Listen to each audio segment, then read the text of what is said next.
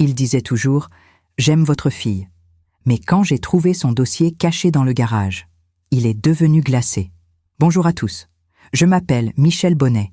J'ai 65 ans et aujourd'hui, je vais vous raconter l'histoire la plus terrifiante de ma vie. Une histoire qui a failli me coûter tout ce que j'avais construit. Avant de commencer, je vous demande gentiment de vous abonner à la chaîne, de liker cette vidéo et de me dire dans les commentaires d'où vous nous écoutez. Cela m'aide énormément. Merci de votre soutien. Tout a commencé un matin de septembre 2023. Le ciel était encore rose, ce rose délicat qui annonce une belle journée. J'étais dans ma chambre, assise au bord du lit, en train d'enfiler mes pantoufles. J'entendais ma fille Aurélie en bas, dans l'entrée. Elle traînait sa valise sur le parquet. Le bruit résonnait dans toute la maison.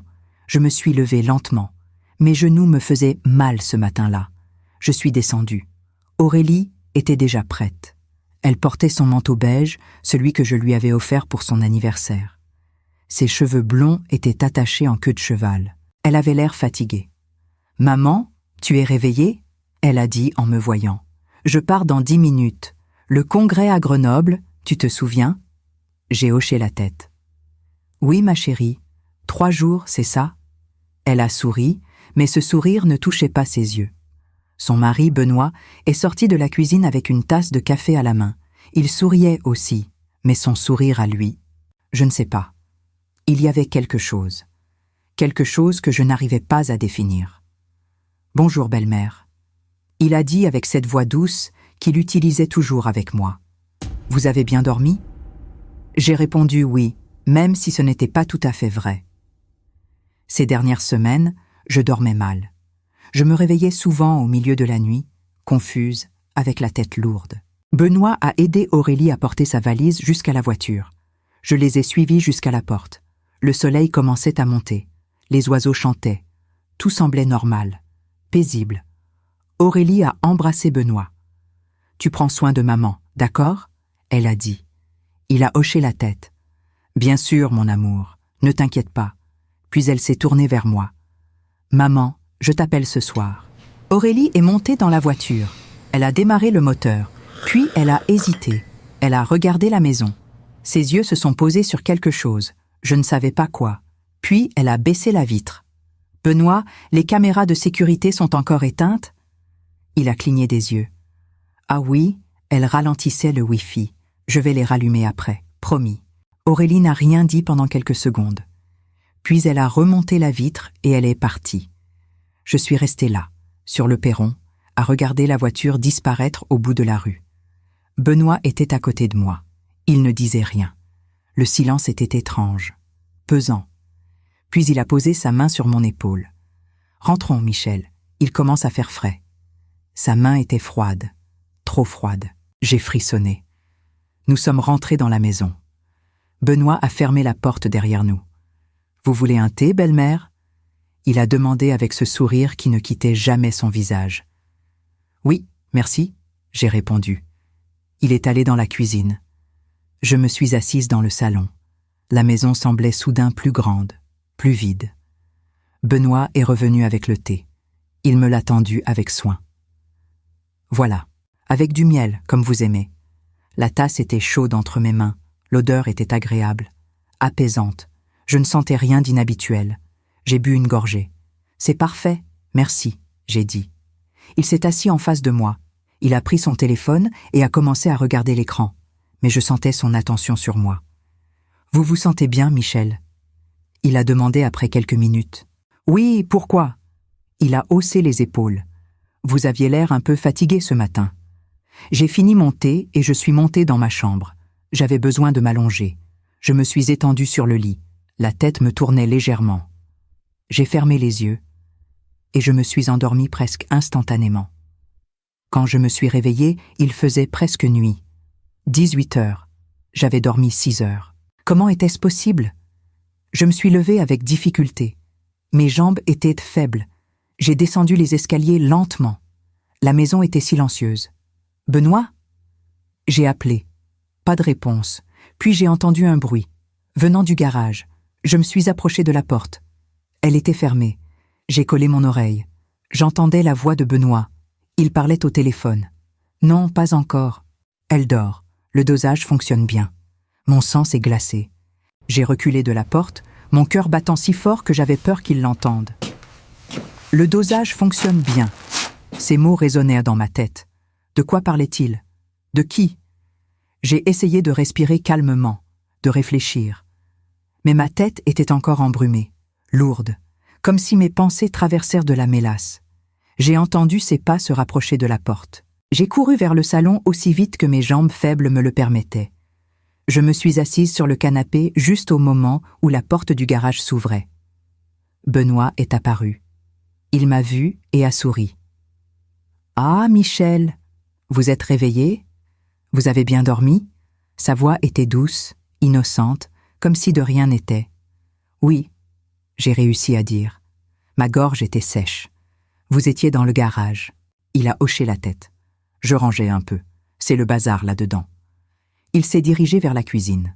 « Je vais préparer le dîner. Des pâtes, ça vous va ?» J'ai dit oui.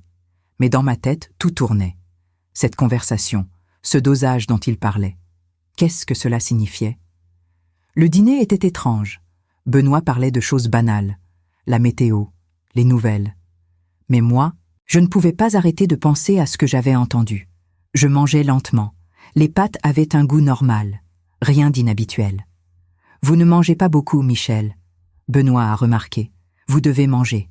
Gardez vos forces. » J'ai forcé quelques bouchées de plus. Après le dîner, je suis montée me coucher, mais je ne me suis pas endormie. J'ai attendu, assise sur mon lit, dans le noir. J'écoutais. En bas, j'entendais Benoît faire la vaisselle. Puis le silence. Puis des pas. Vers le garage à nouveau. La porte s'est ouverte, s'est refermée. Qu'est-ce qu'il faisait là-dedans? 1 heure est passée. Puis une autre. À 23 heures, j'ai entendu ses pas dans l'escalier. Il est monté. Il est passé devant ma porte. Je retenais ma respiration. Il est entré dans sa chambre. La porte s'est fermée. J'ai attendu encore 30 minutes. Puis j'ai ouvert ma porte doucement. Le couloir était sombre. Je suis descendue. Chaque marche grinçait. Mon cœur battait la chamade. J'ai atteint le rez-de-chaussée. La maison était plongée dans l'obscurité. Je me suis dirigée vers le garage. La porte était fermée à clé. Bien sûr. Je suis retournée dans la cuisine. Il y avait un trousseau de clés dans un tiroir. J'ai cherché celle du garage. Mes mains tremblaient. Je l'ai trouvée. Je suis retournée vers la porte. J'ai inséré la clé. Le bruit du verrou m'a semblé assourdissant. J'ai ouvert la porte lentement. L'odeur de poussière et d'huile m'a frappée. Il faisait noir. J'ai cherché l'interrupteur. La lumière a jailli. Des néons qui bourdonnaient. Le garage était rempli de vieilles affaires. Des étagères, des cartons, des pots de peinture. La vieille voiture de mon mari sous une bâche. Rien ne semblait différent. Mais il devait y avoir quelque chose. J'ai commencé à chercher. J'ai ouvert quelques cartons. Des vieilles affaires, des photos, rien d'inhabituel. J'ai regardé sous l'établi. Rien. Derrière les étagères. Rien. J'allais abandonner quand mon regard est tombé sur les pots de peinture. L'un d'eux était légèrement décalé. La poussière autour était perturbée. Quelqu'un l'avait bougé récemment. Je me suis approchée. J'ai déplacé le pot. Il était vide. Léger. Derrière, il y avait un espace. Et là, coincé entre le mur et l'étagère, j'ai vu le coin d'une pochette noire. En cuir. Neuve. Mon cœur s'est mis à battre plus vite. J'ai attrapé la pochette. Elle était lourde. J'ai pris une grande respiration. Puis, je l'ai ouverte. À l'intérieur, il y avait des documents. Beaucoup de documents. Le premier était une chemise transparente. À travers le plastique, je pouvais voir le titre « Contrat d'assurance vie ». J'ai sorti le document. Mes mains tremblaient, assurées. Aurélie Bonnet-Chevalier, bénéficiaire en cas de décès, Benoît Chevalier.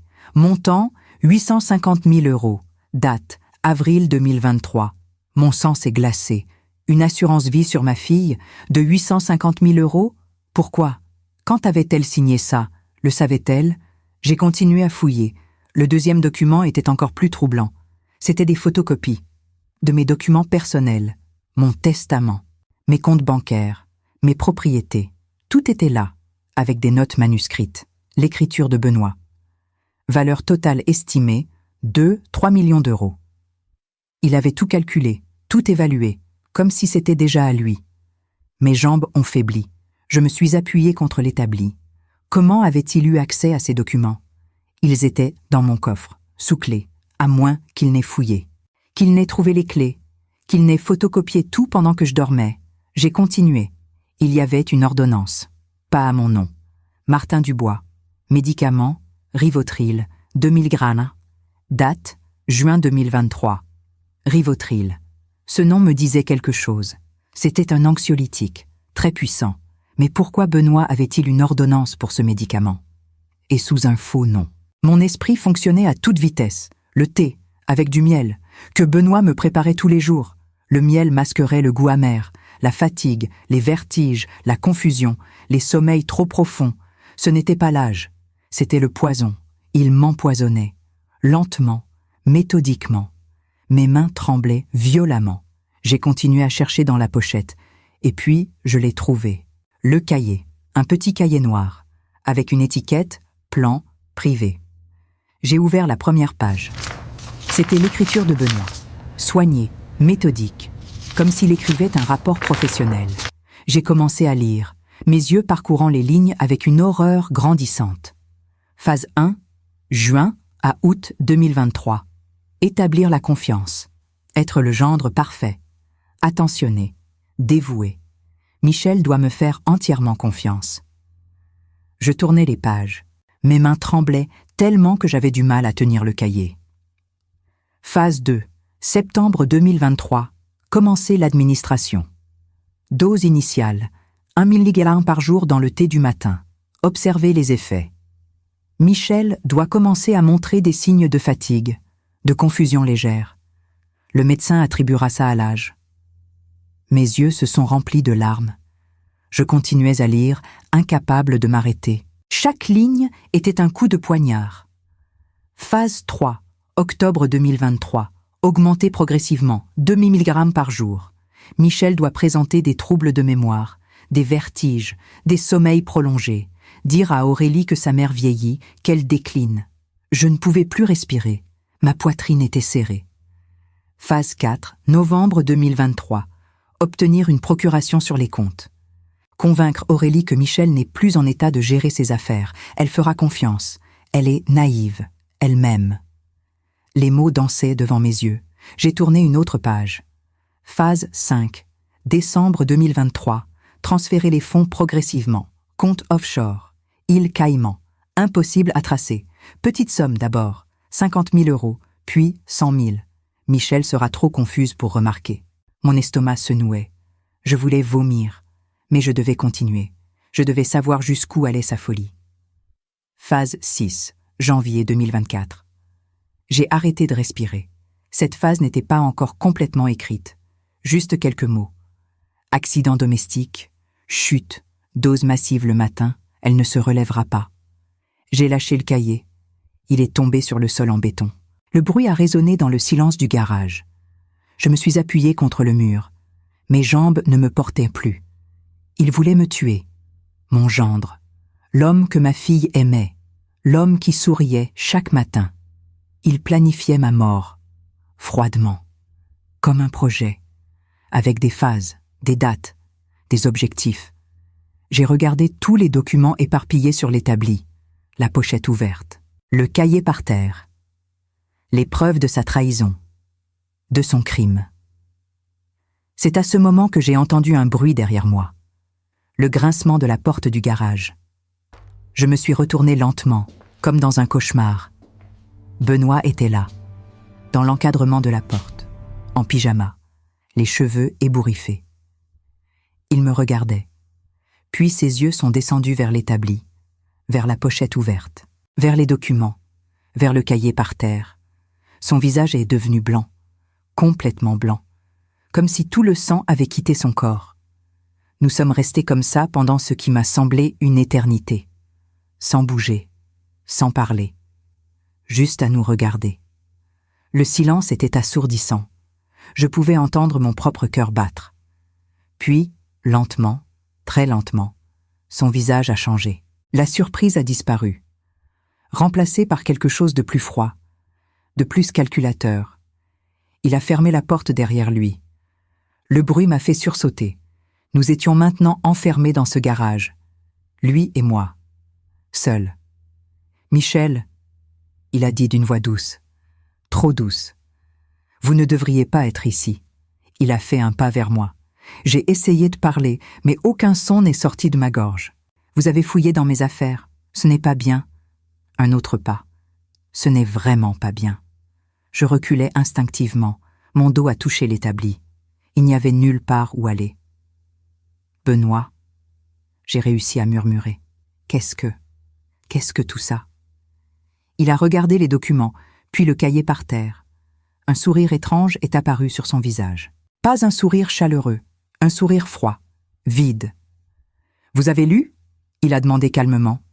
J'ai hoché la tête. « Tout ?» J'ai fait non de la tête. « Seulement, jusqu'à janvier. » Il a hoché la tête lentement. Dommage, la suite aurait été intéressante. Il s'est approché encore. Maintenant, il était à moins d'1 mètre de moi. Je pouvais sentir son odeur. Eau de Cologne et quelque chose d'autre. Quelque chose de métallique. « Vous comprenez maintenant pourquoi je passais autant de temps ici ?» il a dit. Je devais garder tout ça en sécurité, loin des regards, surtout loin d'Aurélie. Sa voix était calme, presque conversationnelle, comme s'il parlait de la météo. « Tu veux me tuer ?» j'ai dit. Ma voix tremblait. Il a penché la tête sur le côté. « Tuer est un mot si brutal. Je préfère dire que j'accélère l'inévitable. Vous avez 65 ans, Michel. Combien de temps vous reste-t-il ? 10 ans ? 15 ? Il a haussé les épaules. Je ne fais que prendre ce qui devrait me revenir, juste un peu plus tôt. Mes jambes ont failli céder. Mais Aurélie, tu dis que tu l'aimes. Il a ri, un rire court et sec. L'amour, bien sûr. Je lui dis que je l'aime, tous les jours. Et elle me croit, comme vous m'avez cru. Il s'est approché encore. Mais l'argent, Michel, l'argent ne ment jamais. 2-3 millions d'euros, ça, c'est réel. Si vous voulez savoir comment cette histoire se termine, je vous demande gentiment de vous abonner et de liker cette vidéo. Merci. J'ai essayé de le contourner, de me diriger vers la porte. Mais il a été plus rapide. Il a bloqué mon passage avec son bras. « Où allez-vous comme ça, belle-mère » Sa voix était presque amusée, comme s'il jouait à un jeu. « Vous ne pouvez aller nulle part. » J'ai reculé à nouveau. Mon dos a heurté l'établi métallique. Le froid m'a traversé. « Laisse-moi partir, Benoît. Je ne dirai rien. Je te promets. » Les mots sortaient précipitamment. « Vous ne direz rien ?» Il a interrompu. « Bien sûr que non, parce que qui vous croirait ? Une vieille femme confuse qui dort 15 heures par jour, une femme qui oublie les noms, les dates ?» Il a souri. « Non, Michel, personne ne vous croirait. Même Aurélie pense que vous êtes malade. » Mes yeux se sont remplis de larmes. « Pourquoi ? Pourquoi nous faire ça ?» Il a soupiré. « Je vous l'ai dit, l'argent. J'ai des dettes, Michel. Beaucoup de dettes. Le casino. Les investissements ratés. Je dois plus d'1 million d'euros. Et ces gens ne sont pas patients. » Il a regardé ses mains. J'avais besoin d'une solution. Et puis j'ai rencontré Aurélie. « Alors, tu as séduit ma fille pour mon argent ?» Ma voix était à peine audible. Il a hoché la tête sans honte. « Au début, je pensais qu'épouser Aurélie suffirait, qu'avec le temps, vous nous donneriez de l'argent. Mais vous êtes têtu. Vous ne vouliez rien donner. Alors j'ai dû trouver un autre moyen. » Il a fait un pas de plus vers moi. « Vous devriez être flatté. J'ai mis beaucoup d'efforts dans ce plan. » Il a ramassé le cahier par terre. Chaque détail, chaque étape. C'est presque artistique. Il l'a feuilleté. « Mais maintenant, nous avons un problème. Vous savez tout. Et même si personne ne vous croirait, c'est un risque que je ne peux pas prendre. » Sa voix était devenue plus froide. « Alors je vais devoir accélérer le calendrier. La phase 6 devait être en janvier. Mais ce soir fera l'affaire. » Mon cœur s'est arrêté. « Ce soir ?» Il a hoché la tête. « Vous allez avoir un accident, ici, dans le garage. Vous êtes descendu au milieu de la nuit. Confuse, désorientée, vous avez trébuché. » Il a tapé sur le bord métallique de l'établi. Tragique, mais pas suspect. J'ai senti la panique m'envahir. « Non, s'il te plaît. Benoît, je suis la mère d'Aurélie. » Il a coupé. « Elle sera triste. pendant quelques mois, mais je serai là pour la consoler. Et quand elle héritera, nous pourrons vivre la vie que nous méritons. » Il s'est corrigé. « La vie que je mérite. » Il s'est approché encore. J'ai cherché désespérément quelque chose, une arme, un outil. « S'il te plaît, j'ai supplié. Ne fais pas ça. » Il a secoué la tête. « Désolé, Michel, vraiment, mais vous avez fouillé, vous avez découvert. Et maintenant, vous êtes devenu un problème que je dois résoudre. » Il a levé la main. J'ai fermé les yeux, mais le coup ne vint jamais. Au lieu de ça, j'ai entendu un bruit métallique, quelque chose qui tombait. J'ai ouvert les yeux. Benoît s'était retourné. Il regardait vers la porte. La porte du garage s'était ouverte, juste un peu, quelques centimètres, comme si quelqu'un l'avait poussée doucement. « Qui est là ?» Benoît a demandé. Sa voix était tendue. Pas de réponse, juste le silence. Un silence pesant. Il a fait un pas vers la porte. « Aurélie ? C'est toi ?» Toujours pas de réponse.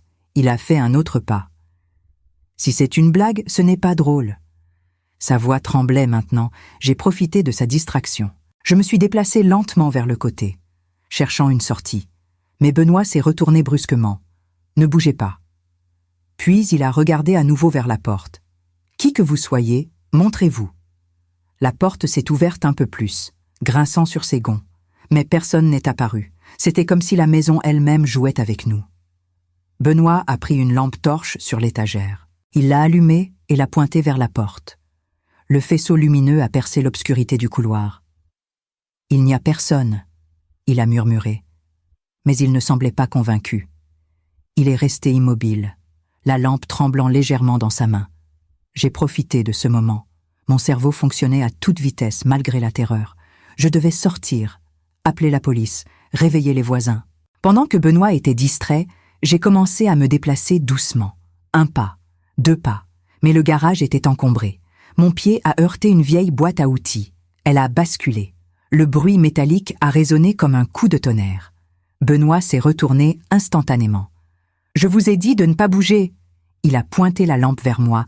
La lumière m'a aveuglé. « Benoît, laisse-moi partir. » Il a secoué la tête. « Je ne peux pas.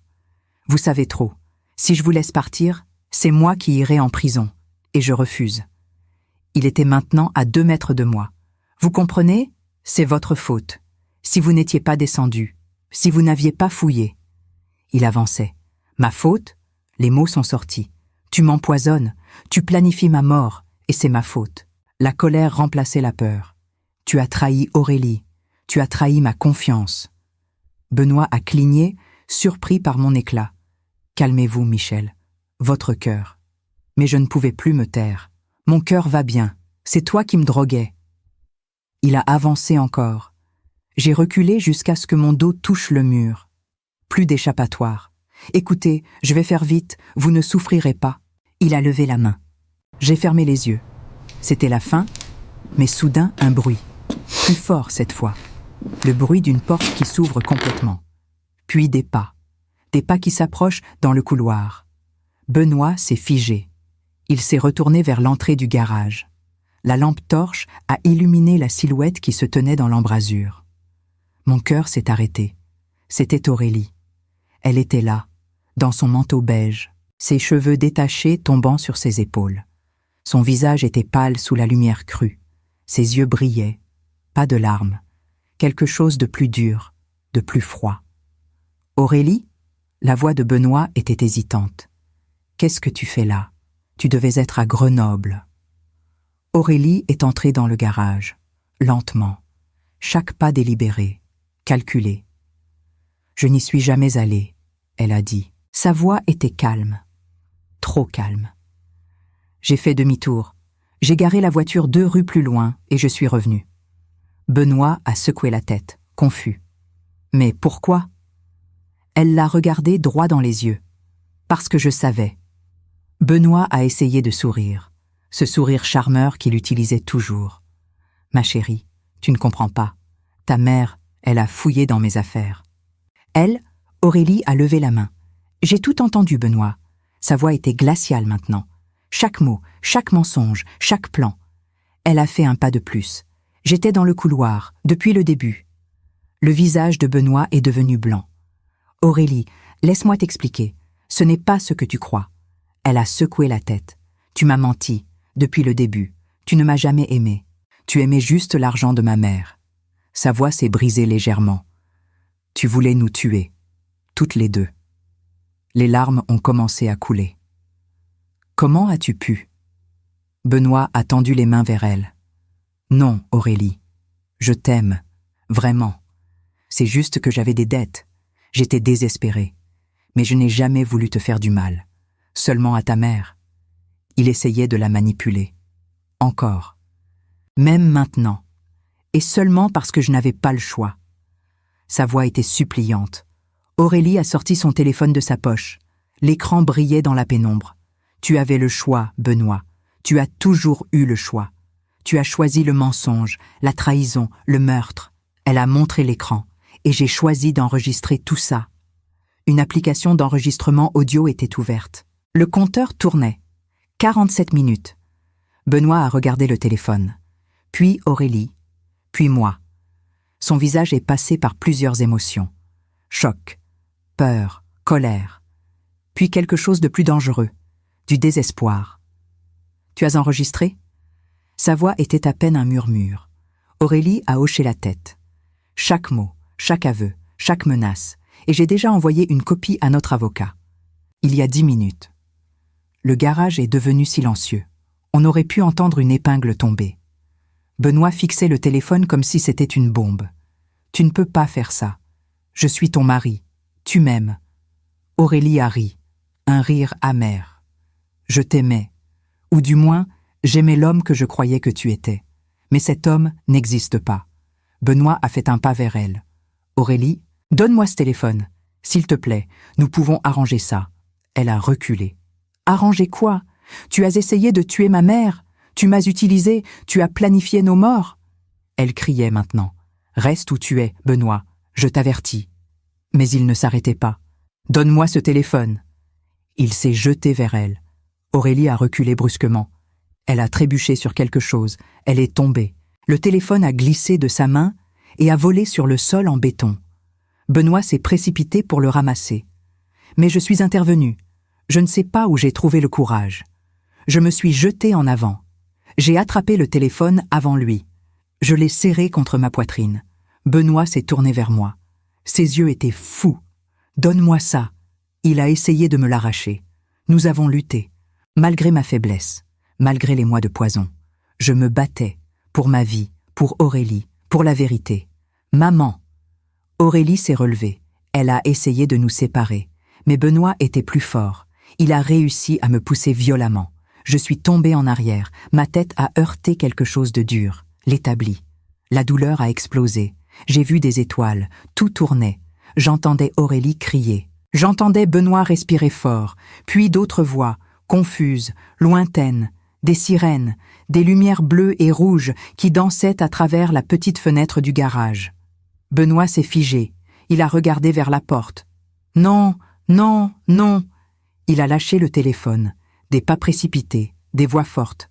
Police, personne ne bouge. Des uniformes ont envahi le garage. Tout allait trop vite. Je gisais sur le sol froid. Ma vision se brouillait. J'ai vu Benoît être plaqué contre le mur. Des menottes, des gendarmes partout. Aurélie s'est agenouillée à côté de moi. « Maman, tiens bon, les secours arrivent !»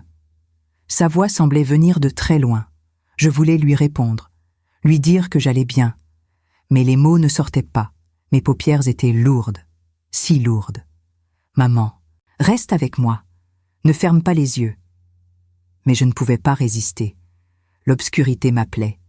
Je me suis laissée glisser, dans le noir, dans le silence. La dernière chose que j'ai entendue était la voix d'Aurélie. « Elle ne respire plus. Aidez-la, quelqu'un !» Quand j'ai repris conscience, j'étais dans un endroit blanc. Très blanc. Des murs blancs, un plafond blanc. Des lumières aveuglantes au-dessus de moi. J'ai essayé de bouger, mais mon corps ne répondait pas. Où étais-je? Qu'est-ce qui s'était passé? Ma tête me faisait mal. Très mal. J'ai essayé de parler, mais ma gorge était sèche. Un bip régulier résonnait quelque part à côté de moi. « Madame Bonnet, vous m'entendez ?» Une voix inconnue, douce, une femme. J'ai essayé d'ouvrir les yeux complètement. Une infirmière était penchée sur moi. « Madame Bonnet, vous êtes à l'hôpital. Vous avez eu un accident. Restez calme. » Un hôpital, l'accident, le garage, Benoît, tout m'est revenu d'un coup. « Oh, Aurélie ?» Ma voix était faible, cassée. « Votre fille va bien. Elle est juste à côté. Je vais la chercher. » L'infirmière a disparu. Quelques secondes plus tard, Aurélie est apparue. Son visage était marqué par la fatigue. Ses yeux étaient rouges, gonflés. Elle avait pleuré. Beaucoup. « Maman !» Elle s'est précipitée vers moi. Elle a pris ma main. « Tu es réveillée. Dieu merci, tu es réveillée. » « Qu'est-ce qui s'est passé ?» j'ai murmuré. Aurélie a essuyé ses larmes. « Tu es tombée. Ta tête a heurté l'établi. Tu as perdu connaissance. Les secours sont arrivés. Ils t'ont emmenée ici. » Elle a serré ma main plus fort. « Tu es restée inconsciente pendant 2 jours, maman. 2 jours. J'ai eu tellement peur. 2 jours. J'avais perdu 2 jours. Et Benoît ?» Aurélie a durci son regard. « Il est en prison, arrêté pour tentative de meurtre. Les gendarmes ont trouvé la pochette, le cahier, toutes les preuves et l'enregistrement audio que j'ai fait. Il est fini, maman. Il ne pourra plus nous faire de mal. » Sa voix tremblait de colère et de soulagement mêlés. Un médecin est entré. Un homme d'une 50aine d'années avec des lunettes. « Madame Bonnet, je suis le docteur Lemaire. Comment vous sentez-vous » J'ai essayé de réfléchir. Comment je me sentais ? Faible, confuse, mais aussi soulagée. Fatiguée, j'ai répondu. Il a hoché la tête. « C'est normal. Vous avez subi un traumatisme crânien. Nous vous avons gardé en observation. » Il a consulté une tablette. Nous avons aussi fait des analyses de sang complètes. Les résultats montrent des niveaux très élevés de clonazépam. C'est le principe actif du Rivotril. Il m'a regardé avec compassion. « Madame Bonnet, vous avez été empoisonnée, systématiquement, pendant au moins 2 mois.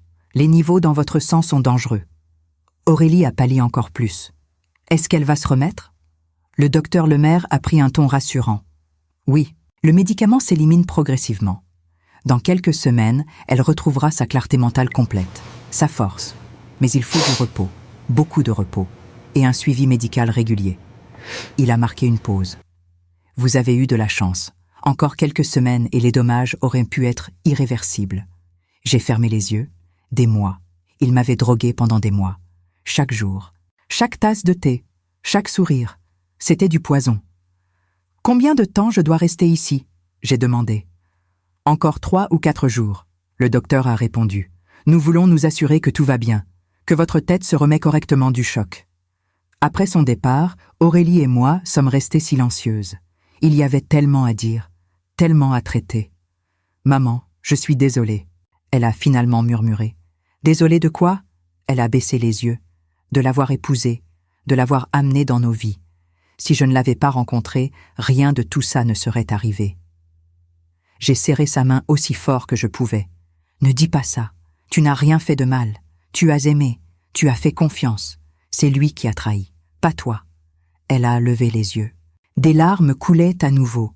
« Mais j'aurais dû voir les signes, les caméras, les voyages à la pharmacie, tes changements. » J'ai secoué la tête. « Tu les as vus, au bon moment. Tu m'as sauvée. » « Mais j'ai attendu trop longtemps. » Elle a insisté. « Si j'avais agi plus tôt. » Je l'ai coupé. « Tu as agi exactement quand il le fallait.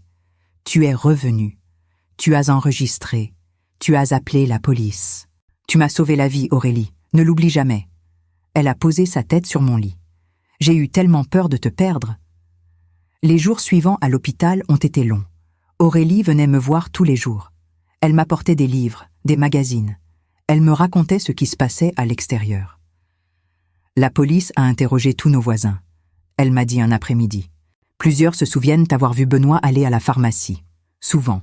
Toujours seul. Elle a marqué une pause. Ils ont aussi retrouvé 3 pharmacies différentes où il a acheté du Rivotril, avec de fausses ordonnances. « Et notre avocat ?» j'ai demandé. Maître Fournier dit que le dossier est solide, très solide. L'enregistrement audio, le cahier manuscrit, les analyses de sang, les témoignages. Tout s'accumule contre lui. Elle a souri tristement. Il va passer très longtemps en prison, maman. C'était ce que je voulais entendre. Justice. Enfin. Le 5e jour, le docteur Lemaire m'a autorisé à sortir. Vos constantes sont bonnes. Votre tête se remet bien. Mais pas d'effort physique pendant au moins 1 mois. Et revenez me voir dans 2 semaines. Aurélie m'a aidé à m'habiller. Mes gestes étaient encore lents, mais j'y arrivais. Nous sommes sortis de l'hôpital ensemble. Le soleil brillait. L'air était frais. Octobre était arrivé. Les feuilles commençaient à tomber. Tout semblait différent, plus clair, plus vivant. Dans la voiture, Aurélie conduisait lentement. « Maman, j'ai pris une décision. » Je l'ai regardée. Je ne peux plus vivre dans cette maison. Chaque pièce me rappelle lui. Je veux qu'on déménage, loin de Lyon, qu'on recommence. « Où veux-tu aller ?» j'ai demandé doucement. Aurélie a gardé les yeux sur la route. « La Provence. Tu te souviens de cette ferme près de Gordes, celle qu'on avait visitée il y a 2 ans ?» Je me souvenais. Une vieille bâtisse en pierre avec des volets bleus, un jardin rempli de lavande, une vue magnifique sur la vallée. « Elle est toujours à vendre ?» Aurélie a hoché la tête.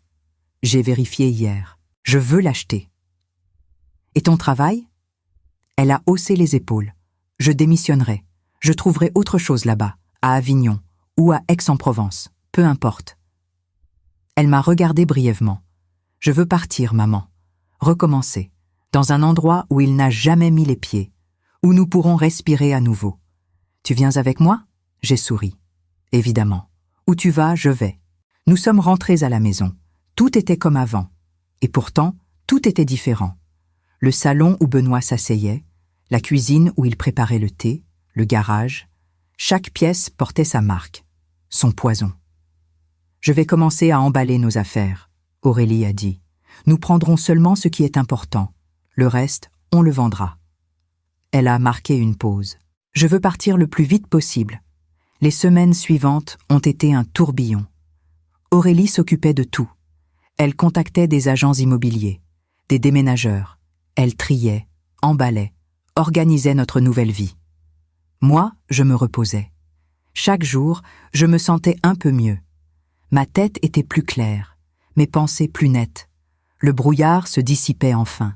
Mais les nuits restaient difficiles. Les cauchemars revenaient souvent.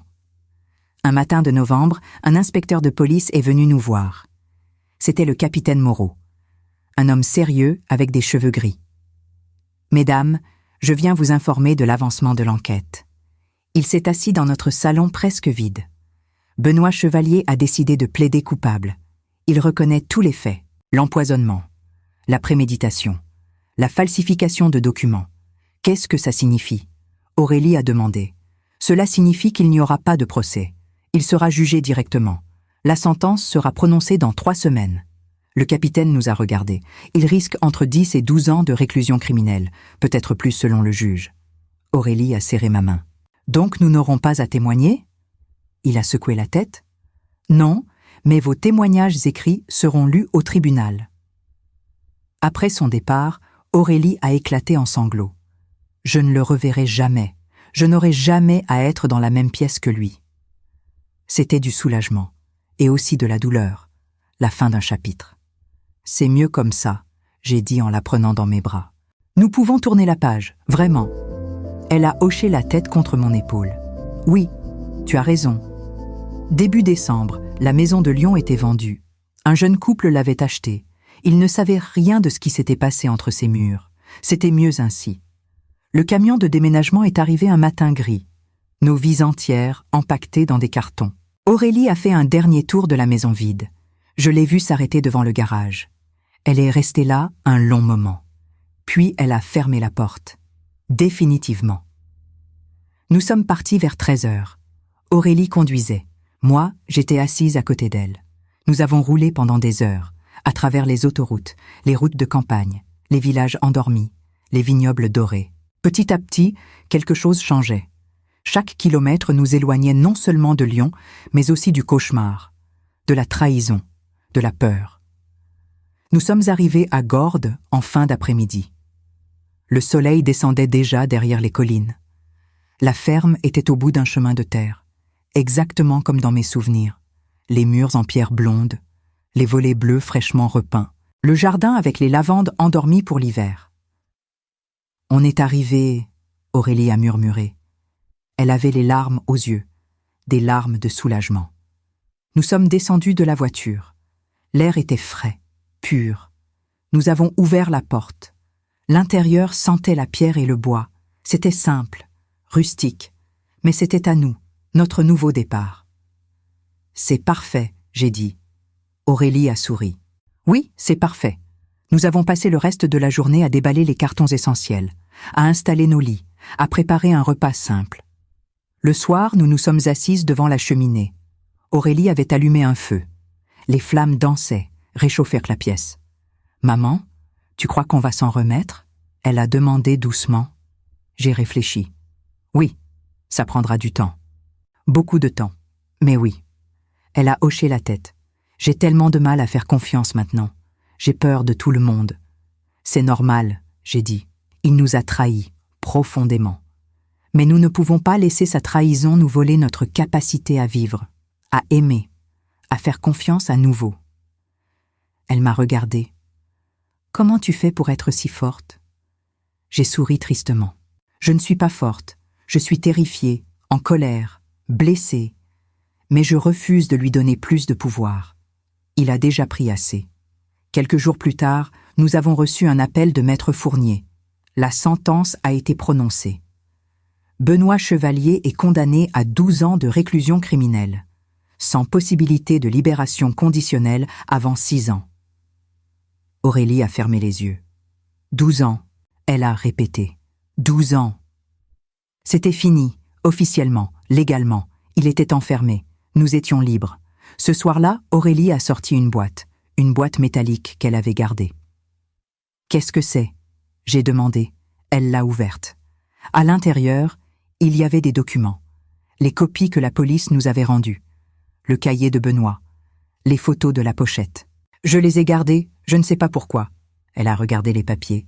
Mais maintenant, je pense qu'il est temps. Temps de quoi ? J'ai demandé. Aurélie a sorti les documents un par un, les pages du cahier, les photos, tout ce qui restait de la folie de Benoît. Temps de s'en débarrasser, vraiment, définitivement. Elle a regardé la cheminée où le feu brûlait encore. Je veux les brûler, tout brûler, pour qu'il ne reste plus rien de lui dans nos vies. J'ai compris, c'était un rituel, une libération. « Tu es sûre ?» j'ai demandé. Elle a hoché la tête avec détermination. « Oui, je ne veux plus rien garder, plus aucune trace. Il est en prison, c'est fini. Maintenant, je veux que ces papiers disparaissent aussi. » Elle s'est levée. Elle a pris le premier document, la copie de la première page du cahier, celle où il écrivait comment augmenter ma dose de poison. Elle l'a tenue au-dessus des flammes. « Pour tout le mal que tu nous as fait !» elle a murmuré. Puis elle a lâché le papier. Il a pris feu instantanément. Les flammes ont dévoré l'écriture de Benoît. Les mots se sont tordus, noircis, transformés en cendres. Aurélie a pris le suivant, puis le suivant. Un par un, tous les documents sont partis en fumée. Je la regardais faire. Son visage était calme, déterminé. Quand elle a eu fini avec tous les papiers, elle s'est tournée vers moi. « À ton tour, maman. » Elle m'a tendu le dernier objet dans la boîte. Une photo de Benoît, prise lors d'un dîner de famille il y a 1 an. Il souriait sur cette photo, ce sourire que je croyais sincère. Maintenant, je voyais ce sourire pour ce qu'il était, un masque, une illusion. J'ai pris la photo. Je l'ai regardée une dernière fois. « Tu ne nous feras plus jamais de mal », j'ai dit à voix haute. Ma voix était ferme, sans trembler. Puis j'ai jeté la photo dans le feu. Le papier s'est enflammé. Le visage de Benoît s'est déformé, fondu, disparu, transformé en cendres grises. Aurélie m'a pris dans ses bras. Nous sommes restés là, devant le feu, regardant les derniers morceaux de notre passé se consumer. « C'est fini », Aurélie a murmuré. « Vraiment fini maintenant. » J'ai hoché la tête. Oui, maintenant nous pouvons avancer, sans ce poids, sans cette ombre sur nous. Nous sommes restés devant la cheminée jusqu'à ce que le feu s'éteigne complètement, jusqu'à ce qu'il ne reste que des cendres grises et froide. Tout ce qui restait de la trahison de Benoît. Les mois suivants ont été une période de guérison, lente, difficile, mais réelle. Aurélie a trouvé un travail dans une petite entreprise de design à Avignon. Elle aimait ses nouveaux collègues, son nouveau bureau, sa nouvelle vie. Chaque matin, elle partait avec un sourire. Pas un grand sourire, mais un début. Moi, j'ai commencé à peindre. Quelque chose que je n'avais pas fait depuis des années. J'ai installé un petit atelier dans une pièce de la ferme, avec une grande fenêtre qui donnait sur les collines. Je peignais des paysages, des couchers de soleil, des champs de lavande. Chaque coup de pinceau était une thérapie. Une manière de transformer la douleur en beauté. Une manière de reprendre le contrôle de ma vie, de mes émotions. Un soir de mars, nous étions assises sur la terrasse. Le printemps arrivait. Les lavandes commençaient à reverdir. Les oliviers bourgeonnaient. Tout renaissait. « Maman, je veux te dire quelque chose. » Aurélie a commencé. Elle semblait nerveuse. « Quoi donc ?» Elle a pris une grande respiration. « J'ai rencontré quelqu'un, au travail. Il s'appelle Thomas. Il est architecte. » Mon cœur s'est serré légèrement. « Et ?» J'ai demandé prudemment. « Et il est gentil, vraiment gentil, pas comme Benoît. Il est honnête, direct, il ne joue pas de jeu. » Elle m'a regardée. « Mais j'ai peur, maman. J'ai peur de refaire la même erreur, de me tromper encore, de ne pas voir les signes. » J'ai pris sa main. « Aurélie, tu n'es plus la même personne. Tu as appris. Tu sais maintenant ce qu'il faut chercher. Et si je me trompe quand même ?» Sa voix était petite, vulnérable. « Alors tu apprendras encore. Mais tu ne peux pas passer ta vie dans la peur. Benoît t'a déjà volé assez. Ne le laisse pas te voler aussi ta capacité à aimer, à faire confiance. » Elle a hoché la tête lentement. « Tu as raison. Je sais que tu as raison. Mais c'est si difficile. » Les semaines suivantes, j'ai vu Aurélie s'épanouir à nouveau. Thomas venait parfois dîner à la maison. C'était un homme calme, respectueux. Il écoutait quand nous parlions. Il posait des questions. Il s'intéressait vraiment. Il était différent de Benoît. Tellement différent. « Qu'est-ce que tu penses de lui ?» Aurélie m'a demandé un soir après son départ. « Je pense qu'il est bien. » J'ai répondu honnêtement. « Mais surtout, je pense que tu es heureuse avec lui. » L'été est arrivé. Juin 2024. Presque 1 an depuis cette nuit terrible dans le garage. 1 an depuis que nos vies avaient été basculées. Nous avons décidé de faire quelque chose de spécial, de symbolique. « Je veux inviter quelques personnes », Aurélie a dit. « Nos nouveaux amis ici, mes collègues, Thomas, pour célébrer, pour marquer ce tournant. » J'ai aimé l'idée. « Faisons-le. » Nous avons organisé un dîner dans le jardin, sous les oliviers, avec des guirlandes lumineuses, des tables dressées, de la musique douce. Les gens sont arrivés en fin d'après-midi. Ils riaient, discutaient. L'atmosphère était légère, joyeuse, vivante. Je regardais Aurélie circuler entre les invités. Elle souriait, vraiment. Un vrai sourire qui touchait ses yeux. À un moment, Thomas est venu me parler. « Madame Bonnet, merci de m'avoir invité. » Il semblait sincère. « Je sais que vous avez traversé des choses difficiles. Aurélie m'a tout raconté. » J'ai hoché la tête. « Elle te fait confiance alors ?» Il a souri. « J'espère être digne de cette confiance. Je ne suis pas parfait. Mais je serai toujours honnête avec elle. » Ces mots m'ont touché. « Thomas, je vois comment tu traites ma fille. Je vois comment tu la regardes. Et pour l'instant, je te fais confiance. » J'ai marqué une pause. Mais sache une chose, si un jour tu l'as trahi, tu auras affaire à moi. Il n'a pas ri. Il a simplement hoché la tête avec sérieux. Je comprends. Et je vous promets que ce jour n'arrivera jamais. Il est retourné auprès d'Aurélie. Je les ai regardés ensemble. Ils avaient l'air heureux. La soirée s'est prolongée tard dans la nuit. Les invités sont partis un par un. Aurélie et moi sommes restés seuls sur la terrasse. Les étoiles brillaient au-dessus de nous. Le jardin était silencieux, paisible. C'était une belle soirée, elle a dit. Oui, une très belle soirée.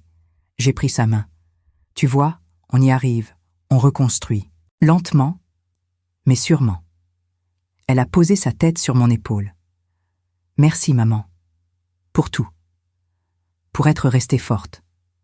Pour ne pas avoir abandonné. pour m'avoir appris que la confiance n'est pas une faiblesse. J'ai caressé ses cheveux. Et toi, tu m'as sauvé la vie. Tu m'as donné une seconde chance. Nous nous sommes sauvés l'une l'autre. Elle a souri dans l'obscurité. Oui, nous sommes une équipe. Septembre 2024 est arrivé. 1 an exactement depuis ce matin où Aurélie était partie pour Grenoble. 1 an depuis que tout avait commencé. Nous n'avons pas voulu ignorer cette date. Au contraire. Je veux en faire quelque chose de positif, Aurélie a dit. Pas un jour de tristesse, mais un jour de célébration, de gratitude. J'ai été d'accord. Ce matin-là, nous nous sommes réveillés tôt. Nous avons préparé un petit déjeuner spécial. Des croissants, du café, des fruits frais.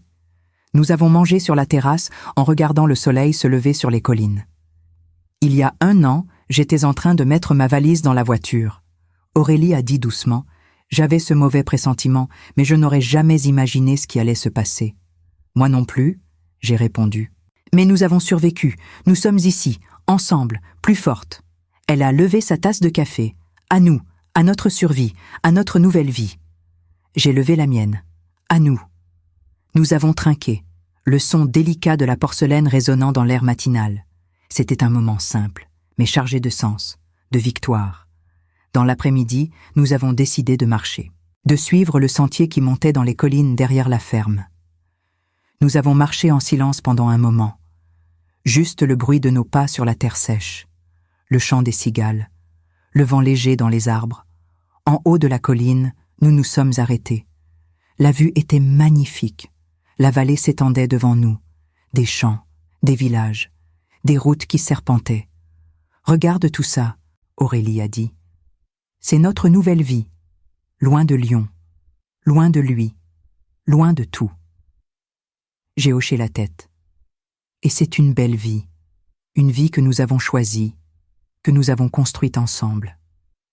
Nous sommes restés là un long moment, à contempler, à respirer, à être simplement présente, vivante. Le soir, de retour à la ferme, Aurélie a sorti quelque chose de son sac. Une lettre. « Qu'est-ce que c'est ?» j'ai demandé. Elle a hésité. « C'est une lettre, de lui. Elle est arrivée il y a 2 semaines. Je ne l'ai pas ouverte. Mon sang s'est glacé. »« De Benoît ?» Elle a hoché la tête. « De la prison. Je ne sais pas si je veux la lire, mais en même temps, je me demande ce qu'il a à dire. Tu veux que je la lise avec toi ?» Elle a réfléchi. « Oui, je crois que oui. » Nous nous sommes assises à la table de la cuisine. Aurélie a ouvert l'enveloppe lentement. Elle a sorti la lettre. Une page, écrite à la main, son écriture. Cette écriture que je connaissais maintenant si bien. Elle a commencé à lire à voix haute. « Aurélie, je sais que tu ne veux probablement pas entendre de moi, mais je voulais t'écrire pour te dire que je regrette tout ce que j'ai fait. J'étais aveuglée par mes dettes, par ma peur, par ma cupidité. » Aurélie a marqué une pause. Sa voix tremblait légèrement. « Je n'ai jamais voulu te faire du mal, ni à ta mère. Je pensais que je pouvais tout contrôler. Mais j'ai perdu le contrôle. J'ai perdu tout. » Elle a continué. « Je ne te demande pas de me pardonner. Je sais que je ne le mérite pas. Mais je voulais que tu saches que tout n'était pas faux. Mes sentiments pour toi étaient réels, au début, avant que tout se complique, avant que je devienne ce monstre. » Aurélie a posé la lettre. « Il dit qu'il m'aimait. Tu y crois ?» J'ai secoué la tête. « Non, je crois qu'il aimait l'idée de toi, l'idée de ce que tu représentais, mais pas toi. » Aurélie a repris la lettre. Il termine en disant « Je passerai les 12 prochaines années à réfléchir à mes erreurs, à essayer de devenir meilleure. Je te souhaite d'être heureuse. Tu le mérites. Benoît. » Elle a replié la lettre. « Qu'est-ce que je fais avec ça ?» J'ai réfléchi. « Tu fais ce que tu veux. Tu peux la garder, la jeter, y répondre ou l'ignorer complètement. » Aurélie a regardé la lettre longuement, puis elle s'est levée. Elle est allée vers la cheminée. Elle a allumé le feu. Elle a regardé les flammes prendre. « Je ne veux pas la garder.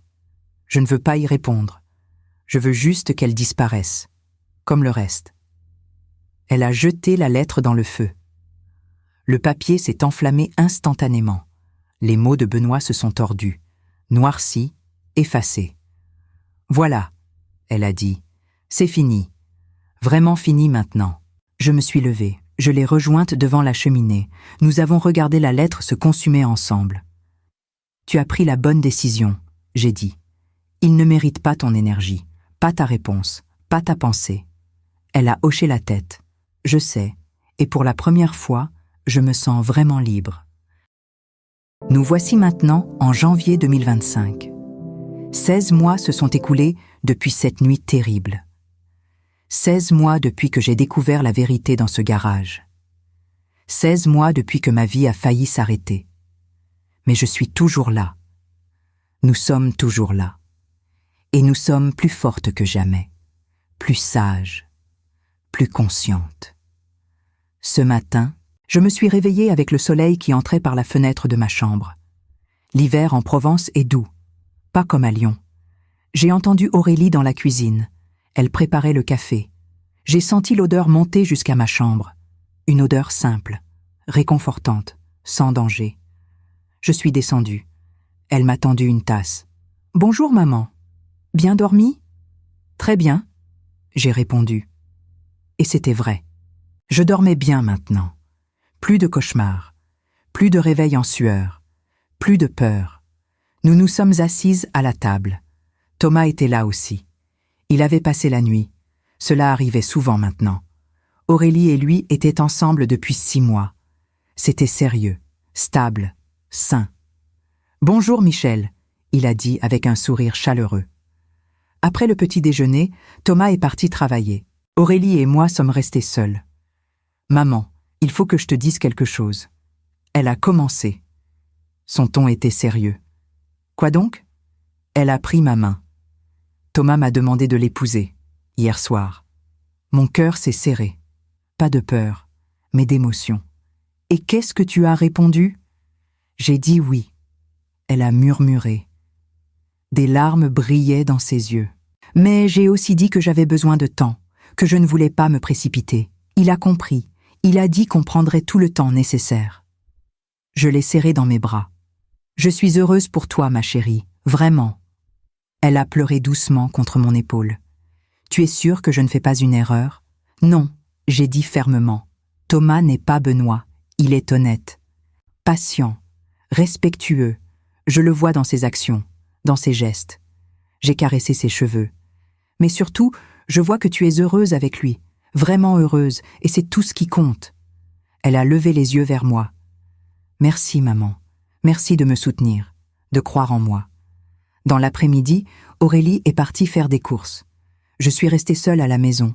Je suis allée dans mon atelier. J'ai regardé mes peintures, des dizaines maintenant, toutes représentant notre nouvelle vie, notre liberté. J'en ai même vendu quelques-unes dans une galerie à Gordes.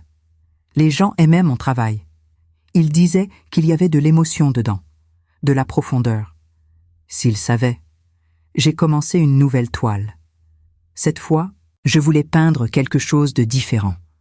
Pas un paysage, mais un portrait. Le portrait d'Aurélie. Ma fille, mon héroïne, celle qui m'avait sauvée. J'ai travaillé pendant des heures, perdant la notion du temps. Quand Aurélie est rentrée, elle m'a trouvée couverte de peinture. « Qu'est-ce que tu fais ?» Elle a ri. « Un portrait. De toi. » Elle s'est approchée. Elle a regardé la toile. Son sourire a disparu, remplacé par quelque chose de plus profond. « Maman, c'est magnifique. » Sa voix était émue. « Tu me vois vraiment comme ça ?» J'ai regardé le portrait. J'avais peint Aurélie forte, déterminée, mais aussi vulnérable, humaine. Oui, c'est comme ça que je te vois. Comme une survivante, comme une guerrière. Le soir, nous avons décidé de faire quelque chose de spécial. Nous avons pris la voiture. Nous avons roulé jusqu'à une petite maison de campagne isolée que nous avions découverte lors d'une promenade. Elle était abandonnée. Personne n'y vivait. Mais il y avait une vieille cheminée qui fonctionnait encore.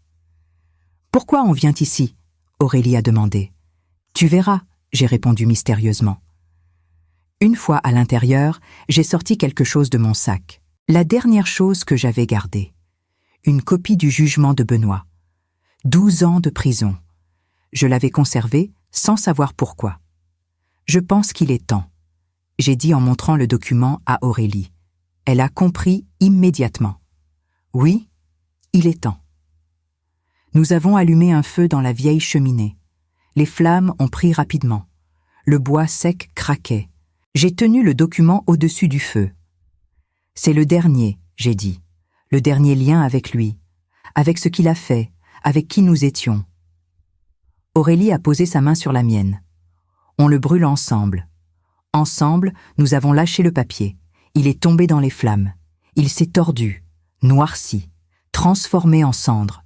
Nous sommes restés là, devant le feu, regardant le jugement disparaître. « Tu sais ce que j'ai appris de tout ça ?» Aurélie a dit doucement. « Quoi ?»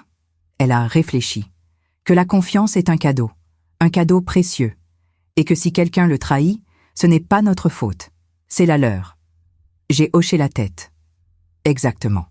La confiance n'est pas une faiblesse, c'est un acte de courage. » « Et tu sais ce que j'ai appris, moi ?» J'ai ajouté. « Que l'instinct existe pour une raison, que quand quelque chose ne semble pas juste, il faut écouter cette petite voix. Toujours. » Aurélie a souri.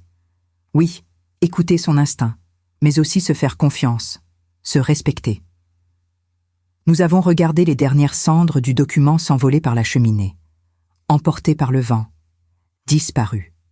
En rentrant à la ferme ce soir-là, j'ai senti quelque chose de différent, une légèreté, comme si un poids que je portais depuis des mois venait enfin de tomber. Benoît était en prison. Nous étions libres. Nous avions survécu. Nous avions reconstruit. Et maintenant, nous pouvions vraiment avancer, sans regarder en arrière, sans peur, sans regret. Si je devais donner un conseil à tous ceux qui m'écoutent, ce serait celui-ci. Faites confiance, mais faites confiance intelligemment. Écoutez votre instinct, respectez-vous, n'ignorez jamais les signes. Et si quelqu'un trahit votre confiance, souvenez-vous que c'est son échec, pas le vôtre. Ne laissez jamais la trahison vous voler votre capacité à aimer, à espérer, à vivre pleinement. Voilà mon histoire, l'histoire de Michelle Bonnet. Une femme de 65 ans qui a failli perdre sa vie, mais qui a choisi de la reprendre. Merci de m'avoir écouté jusqu'au bout. Et souvenez-vous, vous êtes plus forte que vous ne le pensez. Toujours.